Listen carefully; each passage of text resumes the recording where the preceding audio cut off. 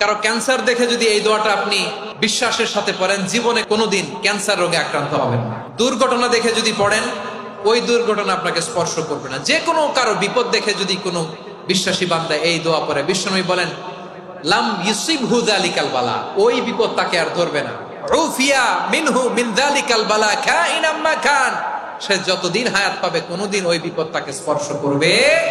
অনেক সময় আমরা দেখি হাসপাতালে ক্যান্সারের 3rd স্টেজে চলে গেছে, লোকটা হ্যাংলা হয়ে চিকন হয়ে হায়রে কি কষ্ট পায়, দেখি না?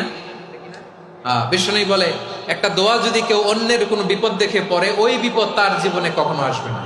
অনেক সময় হয় যে আমরা মহাসড়ক দিয়ে যখন চড়ি, দুর্ঘটনায়, আইরে আল্লাহ, দুর্ঘটনায় মানুষের মাথা একদিকে, দেহ আরেক দিকে, ব্লিডিং, এরকম হয় না? আল্লাহ তুমি হেফাজত করো। বিশ্বনবী বলেন এই দুর্ঘটনা দেখে কেউ যদি এই দোয়াটা পড়ে, তার জীবনে সে কোনোদিন এরকম অ্যাক্সিডেন্টের সম্মুখীন হবে না। বিশ্বনবী বলেন অন্যের বিপদ দেখে কেউ যদি পড়ে আলহামদুলিল্লাহিল্লাযী আফানি মিম্মা বাতালাকা বিহি ওয়া ফাদ্দালানি আলা কাসীরিন মিম্মান খালাকা তাফদীলা, মানে প্রশংসা সেই আল্লাহর, যে আল্লাহ তাআলা তোমাকে যেই জিনিস দিয়ে পরীক্ষা করেছে, আমাকে ওইটা থেকে বাঁচিয়ে দিয়েছে।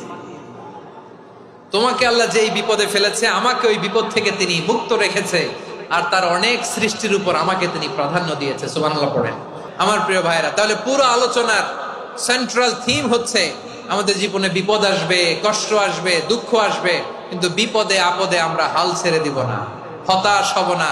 মুমিন হতাশ হয় না, নিরাশ হয় না, হাল ছেড়ে দেয় না। মুমিন ভরসা রাখে একজনের উপর। আওয়াজ করে বলুন তিনি কে? বিপদে পড়লে আমাদেরকে উদ্ধার করে কে?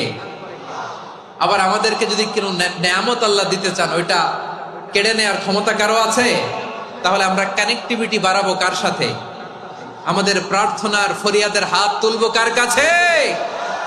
রাজি আছেন পটুয়াখালীর ভাইয়েরা? মনে থাকবে কথাগুলো?